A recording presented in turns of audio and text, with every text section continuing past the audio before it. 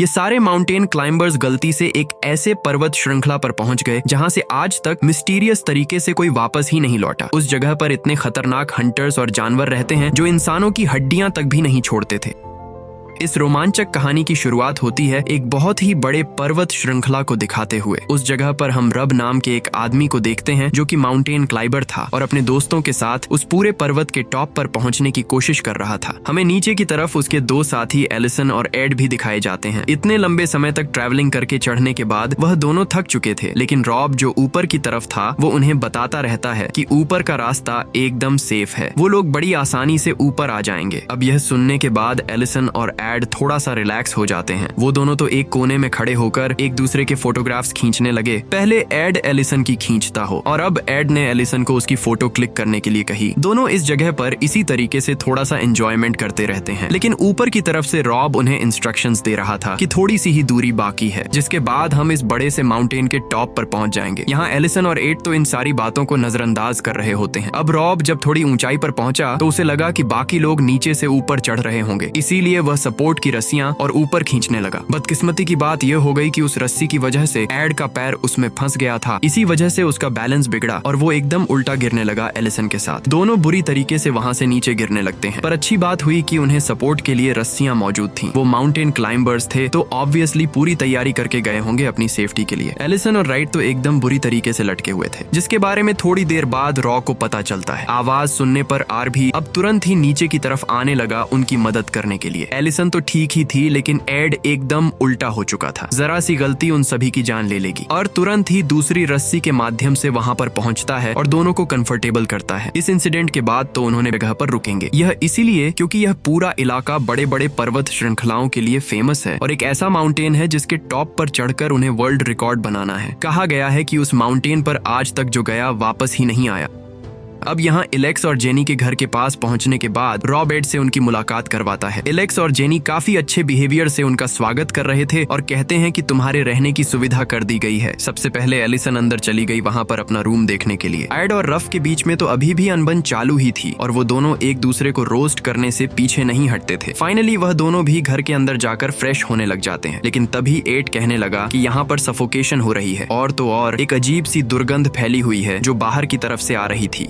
तुरंत ही वहां के एक विंडो को ओपन करने तो जाता है, लेकिन वो बाहर से बंद थी, तो वो इस घर की हर जगह की विंडोज बाहर से ओपन कर दे रहा था। सभी लोग फ्रेश होने लगे थे और धीरे धीरे रात हो जाती है। रात के समय यहाँ का टेम्परेचर अब काफी गिर जाता है, इसीलिए वह सभी लोग डिनर करने के बाद गेम्स खेल तो अलग ही जंग चालू होती है। ये कार्ड्स का गेम था जिस पर उन्होंने काफी सारे डॉलर्स लगाए थे। एड और एलेक्स तो अपना गेम रुक ही नहीं रहे होते, इसी वजह से बाकियों को भी इंटरेस्ट आने लगा। वह भी देखना चाहते थे कि इतने ज्यादा पैसे कौन जीतेगा। सबसे पहले एलेक्स ने सारे किंग्स निकाल दिए और उसे लगा कि वह जीत जाएगा। उसने अपने कार्ड शो किए और पैसे अपनी तरफ खींचने लगा, पर तभी एड का एक नया मूव आता है। वो जब अपने कार्ड रख रहा था तो उसमें तो क्वीन थे, यानी टेक्निकली देखा जाए तो एड इस गेम को जीत चुका है। सभी लोग यह देखकर चौंक गए थे, यानी कि अब एलेक्स को काफी सारे डॉलर्स उसे देने होंगे, पर एलेक्स तो उसे बहुत ही कम मनी देता है और वहां से चला जाता है। और अगर शायद एलेक्स जीत जाता तो वह बरोबर एड से सारे मनी वापस ले ही लेता है। एड और उसके साथियों को गुस्सा तो आता है, लेकिन एलेक्स जेनी के साथ कमरे में चला गया। दोनों तो एक दूसरे के साथ काफी मजे करने लगे और वहीं बाहर की तरफ तीनों बेस्ट फ्रेंड बैठकर बातें कर रहे थे। रॉब और एलिसन तो एड को समझाते हैं कि यह गेम था और एलेक्स पहले से ही काफी ज्यादा चीटर है हर एक गेम में। एड भी इन चीजों को बाद में भूल जाता है। अब उन तीनों की नजर एक फोटो के ऊपर जाती है जो एक माउंटेन की थी। ये माउंटेन काफी ज्यादा बर्फीला लग रहा था और इसी के बारे में उन्होंने काफी ज्यादा बातें सुनी होती हैं। ये माउंटेन सोशल मीडिया पर बहुत ही ज्यादा फेमस है। भले ही यह दुनिया का सबसे टॉलेस्ट माउंटेन नहीं है, लेकिन कहा गया है कि जो भी आज तक वहां पर चढ़ा वापस लौट कर ही नहीं आया। कहा जाता है कि अगर उतनी ऊंचाई से नीचे गिरे तो 1 मिनट लगता है हमें नीचे पहुंचने में, यानी इससे अंदाजा लगा सकते हैं कि वहां का टेम्परेचर और ऊंचाई कितनी ज्यादा होगी। बट कहीं ना कहीं उन तीनों फ्रेंड्स के दिमाग में यह आने लगा कि वह उस माउंटेन के ऊपर जाकर नया वर्ल्ड रिकॉर्ड बनाएंगे। अब ये कैसे पॉसिबल है और वहां जाने पर किन किन खतरनाक चीजों का सामना करना पड़ेगा, ये उन तीनों को बिल्कुल भी अंदाजा नहीं था। लेकिन अब वो तीनों अच्छे माउंटेन क्लबर्स होते हैं, तो ये डिसीजन लेकर वो सुबह तैयारी करने लगे सारी चीजों का। शायद वो अनजान माउंटेन पर जाकर ही रहेंगे। सुबह होने पर सभी लोग अपनी तैयारी करने लगे थे ताकि वह उस माउंटेन की तरफ जा सके। उस माउंटेन का नाम डेविल क्लिफ होता है। उसके नाम में ही डेविल है तो उन्हें समझ जाना चाहिए कि यह कितना खतरनाक होगा। बट अब शायद उनमें से सभी लोग मन बना चुके थे वहां पर जाने का। इलेक्स और जनी ने तो रास्ते भर के लिए स्नैक्स भी इकट्ठा करके रख लिए होते हैं ताकि उन्हें खाने पीने की प्रॉब्लम ना हो। जल्द से जल्द अब सभी लोग उस डेविल क्लिफ तक पहुंचने के लिए फॉरेस्ट वाले रास्ते से आगे बढ़ने लगे थे। इलेक्स और जेनी को भी उस जगह पर जाने की बहुत इच्छा थी, इसीलिए वह भी जॉय कर लेते हैं।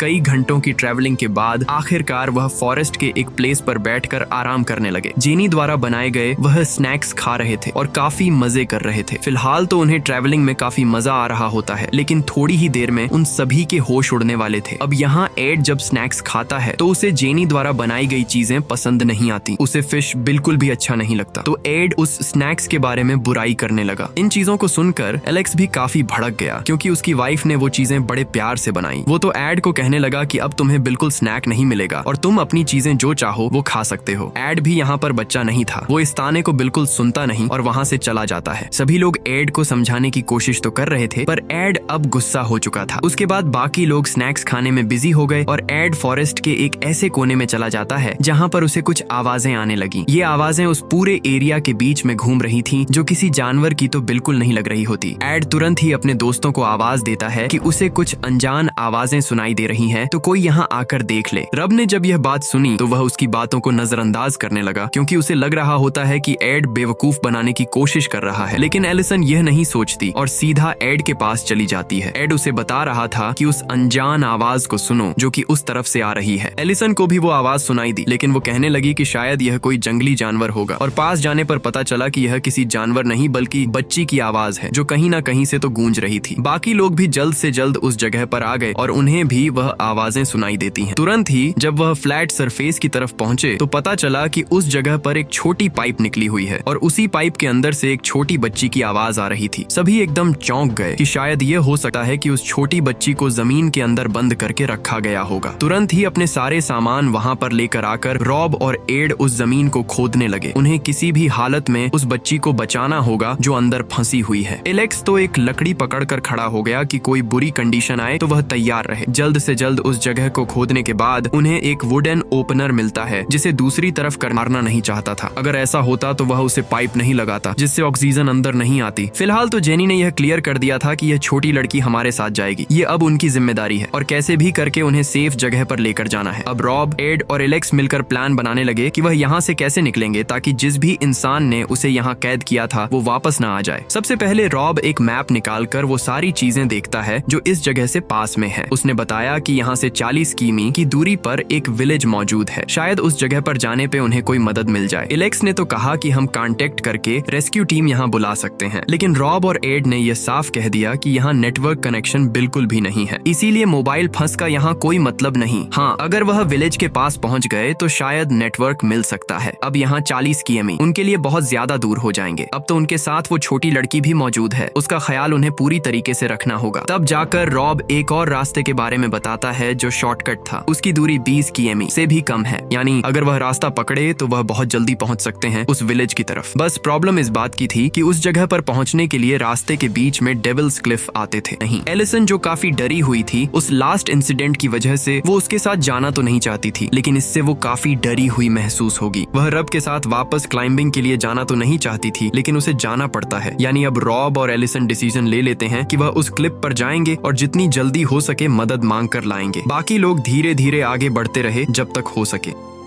रॉबर्ट एलिसन अपने सामान लेकर फॉरेस्ट वाले रास्ते से होते हुए उन क्लिप्स के पास पहुंच जाते हैं। ऐसे कई सारे क्लिप्स थे जिन्हें उन्हें पार करते हुए आगे बढ़ना था। जल्द से जल्द उन्होंने अपने केबल्स कनेक्ट किए और उन क्लिप्स से उतरना स्टार्ट कर दिया। पता नहीं अब उनके सामने कौन सी खतरनाक चीजें आने वाली हैं और आखिरकार वह कौन था जिसने उस बच्ची को किडनैप किया था। ये सब तो एक झटके में ही हमारे सामने आने वाला है। सबसे पहले एलिसन ट्राई कर रही थी उन बड़े बड़े पहाड़ों पे से नीचे उतरने का। ऊपर की तरफ रॉब मौजूद था जिसने की ऊंचाई से नीचे गिर जाता जाता है। एलिसन के सामने रफ गिर रहा था, बट बेचारी वह कुछ नहीं कर पाई। नीचे गिरने के बाद रॉब की सिर्फ एक बार आवाज आई और फिर सब कुछ शांत हो गया था। एलिसन जब अपनी नजर नीचे की तरफ करती है तो उसे रॉब की डेड बॉडी दिखाई दे रही थी। ये मोमेंट उसके लिए इतना ज्यादा खतरनाक था कि वह कुछ सोच नहीं पा रही थी। एक तो अब रस्सी भी नहीं है और उसे जब नीचे उतरना है तो अपने हाथों की मदद से उतरना होगा। एलिसन यह सोच नहीं पाती कि वह अपने मरे हुए दोस्त के बारे में बाकियों को कैसे बताएगी। आज तक उन्होंने साथ मिलकर इतने सारे पहाड़ चढ़े हैं, फिर आखिरकार इतनी कम ऊंचाई के पहाड़ पर वो कैसे गिर गया।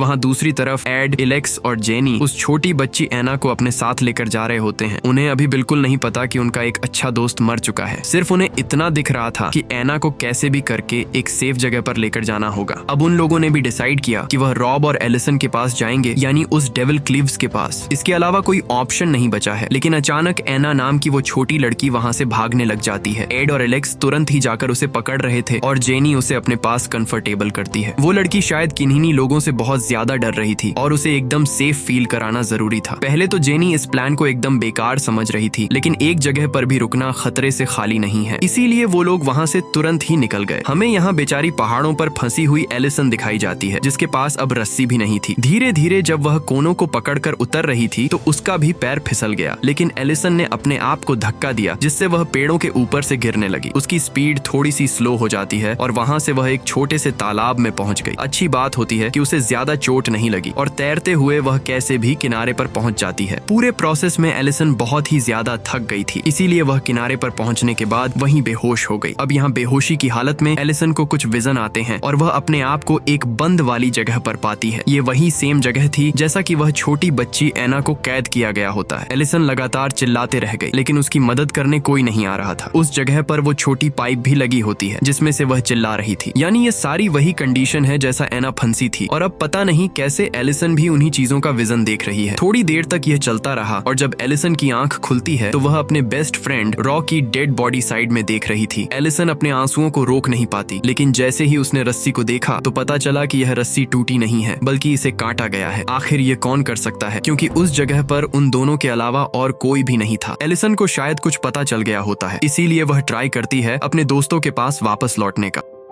यहाँ एड, एलेक्स, जेनी उस बच्ची एना को लेकर आगे बढ़ते ही हैं, पर हमें एक चट्टान पर से दिखाया गया दो लोग जो कि उन सभी के ऊपर एक स्नाइपर की मदद से नजर रख रहे थे। साफ पता चलता है कि यह दोनों हंटर्स हैं जिन्होंने एना को उस जगह पर बंद करके रखा था। पता नहीं अब वो इन सभी लोगों के साथ क्या करेंगे। उन दोनों हंटर्स में तो बात चल रही थी कि हमें फायर करके सबसे पहले उन बाकियों को मारना चाहिए कि वह मर चुका है। यह चीज सुनने के बाद सभी एकदम दंग रह गए। आखिर ऐसा क्या हुआ जिससे कि इतना अच्छा माउंटेन क्लाइबर यानी कि रब मारा गया। एना दूसरी तरफ देखते ही है तभी उसके मुंह पर खून के धब्बे आ गए। एक गोली की आवाज आई जो सीधा जेनी के सर में लगती है। जेनी तुरंत ही मरकर पानी में गिर गई, जिससे कि एना भी गिर जाती है। बहुत ही तेज पानी के बहाव के कारण दोनों आगे बढ़ते ही जा रहे थे। गन की आवाज सुनकर सभी लोग वहां से भागने लगे। बाद में पता चला कि ऊपर की तरफ दो स्नाइपर्स मौजूद हैं और यह वही दो लोग थे जिन्होंने बाकी हंटर्स को मारा था। वह अपने स्नाइपर की मदद से लगातार बाकियों के ऊपर भी फायर करते जाते हैं। एड और एलेक्स जल्द से जल्द वहां से निकलने की कोशिश करने लगे, क्योंकि जरा सी भी गलती उनकी जान ले सकती है। एलिसन पर भी लगातार फायर हो रहे थे, पर वह कैसे भी बचते हुए एना के पास जाना चाहती थी। एक शॉट तो एलिसन के सीधा साइड में जाकर लगा, जिससे वह पानी में गिर जाती है। एलेक्स और राय ट्राई कर रहे थे कि वो जेनी को बचा ले, लेकिन जेनी की लाइफलेस बॉडी पानी में डूबती जा रही थी। ये बात तो क्लियर थी कि जेनी बहुत बुरी तरीके से मारी जा चुकी है। वह दोनों हंटर्स बिल्कुल भी रहम नहीं कर रहे थे और जो भी दिखता उसे शूट कर देते। एड और एलेक्स भी बाल बाल बचे और फॉरेस्ट के अंदर काफी अंदर चले जाते हैं अपनी जान बचाने के लिए। एलिसन जो फिलहाल के लिए पानी में मौजूद थी वो एना को अपने साथ रखती है। प्रॉब्लम की बात तब आ गई जब सामने की तरफ एक छोटा वाटरफॉल आ जाता है। उसके अंदर गिरने के बाद सभी लोग एकदम बिखर गए। एना कहीं भी दिखाई नहीं दे रही थी, जिससे एलिसन काफी परेशान हो गई। वह तो बार बार गोता लगाकर उसे ढूंढने के लिए चली जाती। अचानक अब एलिसन को जेनी दिखाई दी, जो अब मर चुकी थी। इतनी ज्यादा डरावनी चीज उसने पहले कभी नहीं देखी और एलिसन फिर से ऊपर आकर नीचे जाती है। बहुत ढूंढने के बाद उसे आखिरकार एना मिल गई, जो कि वह पानी के ऊपर लेकर आ जाती है। जल्द से जल्द वो ट्राई करने लगी कि उसे ठीक किया जा सके, क्योंकि एना मर सकती है। पर यहाँ पीछे की तरफ जो दो स्नाइपर्स मौजूद थे वह बार बार फायर कर रहे होते हैं। एलिसन बाल बाल बची थी और वो एना को ऊपर की तरफ भेज देती है ताकि वो फॉरेस्ट में जाए। स्नाइपर्स की गोलियां खत्म हो गई होती हैं, इसीलिए वो उसे चेंज करने लगे। बेचारी एना अभी भी पत्थर के पीछे छुपी हुई थी और समझ नहीं पाती कि वो कैसे बचे, क्योंकि सामने की तरफ ही वो हंटर होता है जो गन लेकर आगे बढ़ रहा था। तभी उस जगह पर एड पहुंच जाता है और एना को शांति से वहां से लेकर जाने लगता है। लेकिन पता चला कि वहां पर एक बर्ड मौजूद थी और वह उड़ने लगी, जिससे कि हंटर को उनकी लोकेशन का पता चल गया। वो लगातार उनके ऊपर फायर करते हुए अपने दूसरे साथी को भी उनकी लोकेशन बताता है। एड ने एना को अपनी गोद में लिया और वह बहुत ही तेजी से भागने लगा था। अच्छी बात थी कि फॉरेस्ट के अंदर कई सारे पेड़ मौजूद थे, तो उनका निशाना चूक जा रहा था। कैसे भी करके एड एना को लेकर नीचे तो आता है, लेकिन एक स्लोप से लगातार नीचे गिरने लगता है। रास्ते में एना को भी बहुत ज्यादा चोट लगी और एड को भी। एड का तो सर पेड़ से बहुत तेज लगता है और उसका पैर भी टूट चुका था, लेकिन फिर भी उसने एना का साथ नहीं छोड़ा। थोड़ा सा ट्रैवल करते हुए आखिरकार वो एलिसन और एलेक्स के पास पहुंच गए थे। एना को सही सलामत देखकर एलिसन खुश हो जाती है, पर दूसरी तरफ देखने पर पता चला कि वह दोनों हंटर्स उनकी तरफ बढ़ रहे हैं। उन्हें यहाँ से जल्द निकलना होगा। पर एलेक्स ने यहाँ एड को देखते हुए कहा कि उसका पैर चोटिल हो चुका है, वो इस तरीके से हमारी तरह जल्दी चल नहीं सकता। अब इन सारी चीजों को देखते हुए एलेक्स ने प्लान बनाया कि वो एना को लेकर भागेगा, जिससे कि बाकियों को मौका मिल जाए यहाँ से निकलने का। अब उन दोनों हंटर्स को चकमा देने के लिए एलेक्स एना को नहीं बल्कि उसके कुछ कपड़ों को लेकर भागने लगता है। हंटर्स को लगा कि यह एना को लेकर जा रहा है, इसीलिए वह उसके ऊपर फायर करने लगे। एक गोली लगने के बावजूद भी एलेक्स हिम्मत नहीं हारता और आगे बढ़ता है, पर लगातार गोलियां लगने के बाद एलेक्स नीचे गिर गया और उसकी जान चली गई। दोनों हंटर्स जब उस जगह पहुंचते हैं तो वह समझ गए कि यह उनकी एक ट्रिक थी। बाकी लोग दूसरी तरफ से दूर चले गए होंगे। हंटर्स ने तो यह डिसाइड कर लिया कि वो उन सारे लोगों को जान से मार देंगे। अब यहाँ कैसे भी करके एड बाकियों को लेकर क्लिप से नीचे उतर जाता है। एना को काफी डर लग रहा था, पर एलिसन उसे समझाती है और नीचे लेकर आती है। तीनों किसी भी तरीके से वहाँ पहुंचकर थोड़ा आराम करते हैं। एक समय पर एड को लग रहा था कि वो इस लड़की को अपने साथ लाकर गलती कर रहे हैं, क्योंकि इससे तो उनकी जान भी खतरे में पड़ गई है। पर एलिसन साफ कह देती है कि चाहे कुछ भी हो, हम इस लड़की को मरने नहीं छोड़ सकते। यानी अब वो आगे बढ़ेंगे शहर की तरफ।